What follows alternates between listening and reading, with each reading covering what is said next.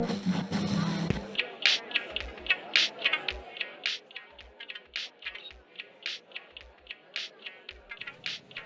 everyone, and welcome back to a new episode from season 2 of Beirut Buzz. I'm Lynn, and joining me today is my co-host Marianne. Hi Hello. Marianne. Hello. كيفك في هذا الصباح المبكر؟ I'm great. I have my coffee. It's a Friday. It feels like a good day. خير أنا كمان I just had my coffee. I'm so excited for this episode. Me too. لأنه we are joined by one of the very few women conductors in the Middle East. She currently directs 5 choirs of different ages, including the SG choir and the children's choir بالconservatoire.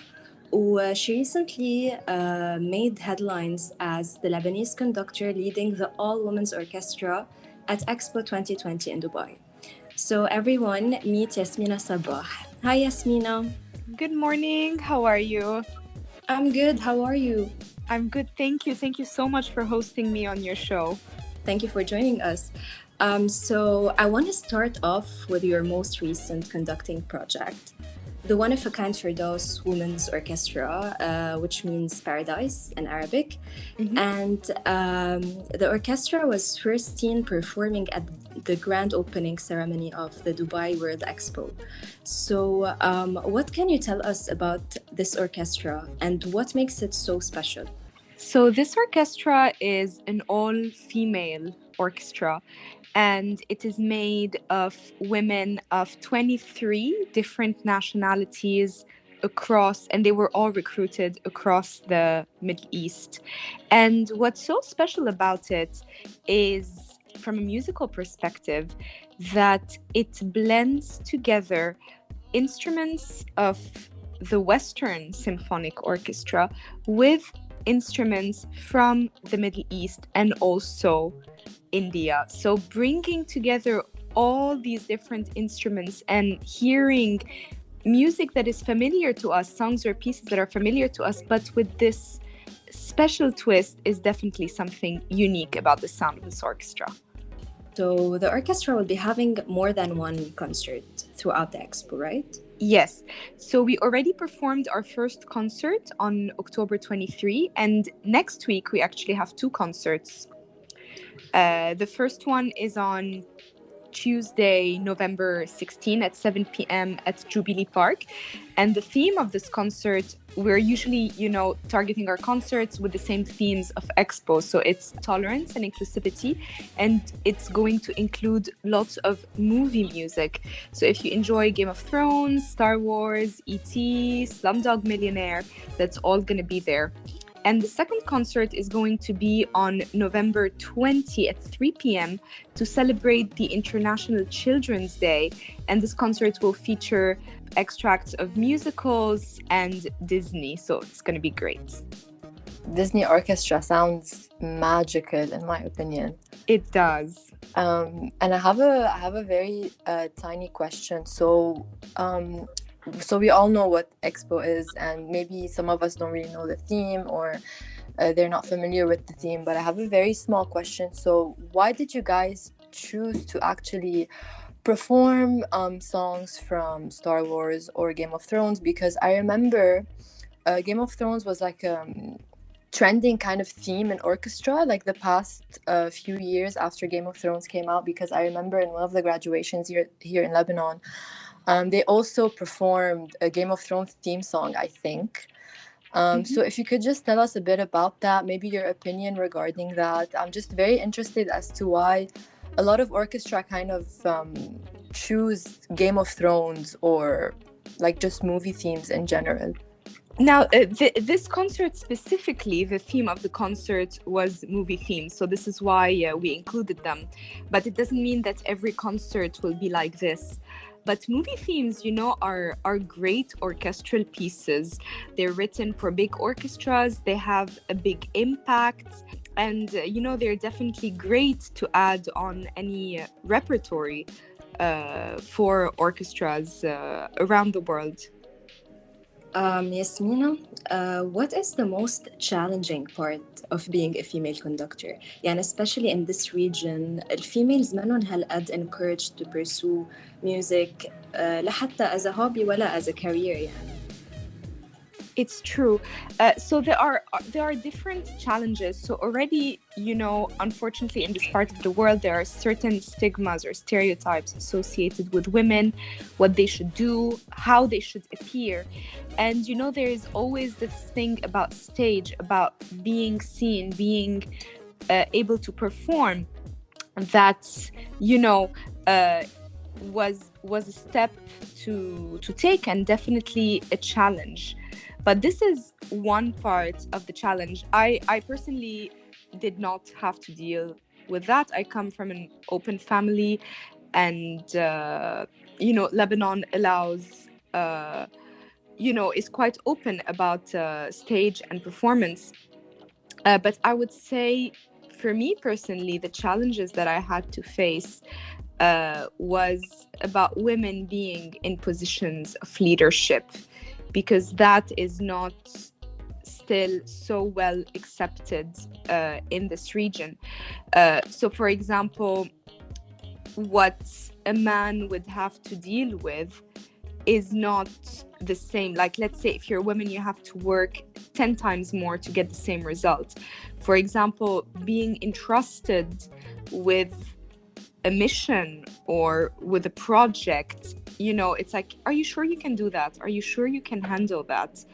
And so we have to work 10 times harder to prove ourselves, and just stay strong and being affirmative, because sometimes it is difficult for people to accept it, and just being patient with the change, I think, is one of the biggest challenge. So if we want to go back in time a little and talk about your life, you started singing in choirs at the age of 7, if I'm not mistaken.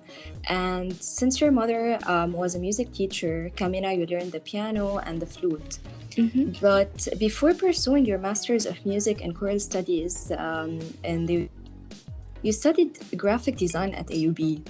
So Yes. I really want to know, with you being someone who is extremely passionate about music, what made you pick graphic design as your first career choice? So I started to study graphic design, in all honesty, because I needed time to prepare for my auditions. When I graduated from school, I hadn't even considered conducting. I was considering mainly a career in classical singing. And I thought I needed more time. So I said, you know what, I'm just going to do my second choice. I really like visual arts, and I'm going to, major in graphic design while I simultaneously pursue my musical studies and prepare for my auditions. Mhm. And this is what I did. And I got the opportunity to conduct a children's choir at Lycée Abdelkader. And I loved it, from the first moment I knew that conducting is what I was going to do. The year after, I took on the high school choir, and, I enjoyed even more working with, older groups, until I researched what programs I could apply for, prepared my audition, made sure to compile a good portfolio, because, when you audition for conducting, you need to show work, you need to have conducted. So I just worked on my portfolio, which was made of many concerts that I performed with these choirs, presented an audition, and pursued my master in conducting. And I'm so blessed and grateful to have had this opportunity, because immediately I knew what was it that I wanted to do in my life. So since you have because when we saw your background, we kind of saw this kind of career shift, from graphic design. And I think people now, obviously, around the world, kind of choose music as their career path. So what would you like to say to people, to young girls, to young boys, who consider having a career in music? Do you have any advice, a special message? Yes, it's so much pressure to pursue a musical career because everyone's going to tell you, how do you live? How do you make money? Because what people picture all the time is that what is music? It's you just singing on stage or playing your instrument on stage. Not that is will not be able to make you a living, but that's not true. First of all, if you like music, explore your options. Ask around, people respond. There are so many different majors, so many different paths that you can take that involve music. This can be from concert management to sound recording to composing to arranging to performing. The range is huge, and why not a combination of many?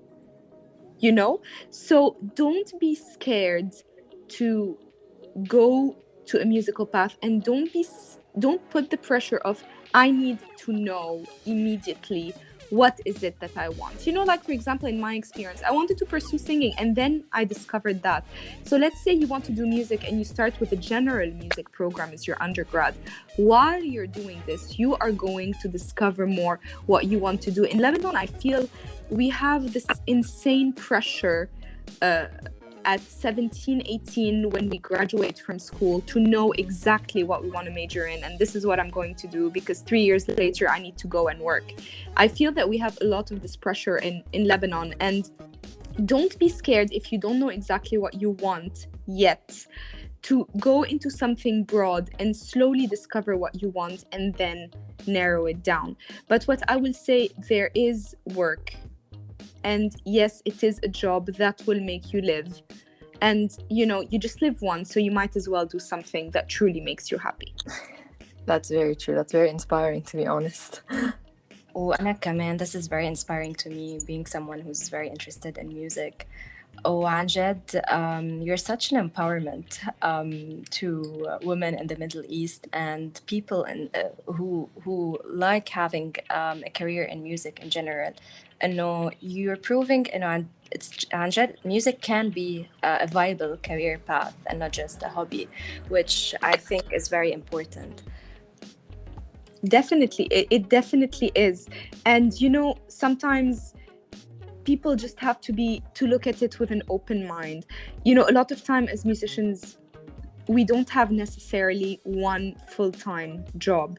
It can be one full-time with a few part-times. It can be a combination of part-times. So you just have to accept it, but it works. It really, really works.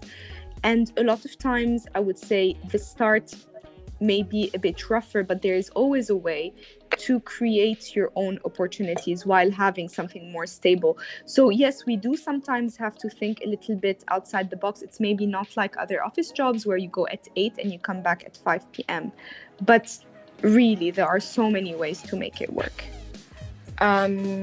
This was a very inspiring conversation, صراحة. Before ending the podcast, is the first performance of the orchestra at the Expo Dubai available online? Can we watch it somewhere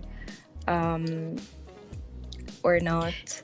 The opening ceremony, the one of September 30, is on YouTube. Also, the other concert that we did on October 23 is on YouTube. But if you want to watch the next two ones live, then you can watch them on Expo TV, which is also available on YouTube. So if on YouTube you just put Expo TV, it films live all the concerts and everything, so you can watch them live.